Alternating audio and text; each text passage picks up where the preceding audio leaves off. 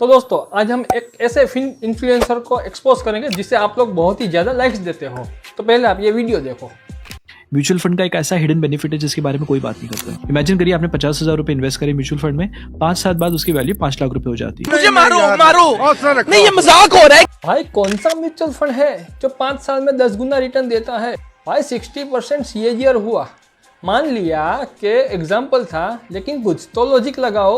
आगे सुनते हैं। म्यूचुअल फंड में जब फंड मैनेजर स्टॉक्स को बाय या सेल करते हैं तो आपको कोई टैक्स नहीं पे करना पड़ता, और ये एडवांटेज सिर्फ म्यूचुअल फंड्स में आपको मिलता है। और वहीं अगर आप डायरेक्ट स्टॉक्स खरीदते हो तो आपको शॉर्ट टर्म या long term capital gain tax देना पड़ता है, लेकिन म्यूचुअल फंड में वो टैक्स फ्री होता है। और यही नहीं, म्यूचुअल फंड आप जब तक रीडीम नहीं करते तब तक आपको कोई टैक्स नहीं देना होता। कौन है ये लोग, कहाँ से आते हैं? पहली चीज जो ये भाई साहब बोल रहे हैं कि फंड मैनेजर जो भी बाय या सेल करता है तो उसमें हमें कोई टैक्स नहीं देना पड़ता है, लेकिन सच तो ये है कि म्यूचुअल फंड से हमारे पास जो NAV आती है वो हर एक प्रकार के टैक्स एंड एक्सपेंसेस डिडक्ट होने के बाद ही आती है।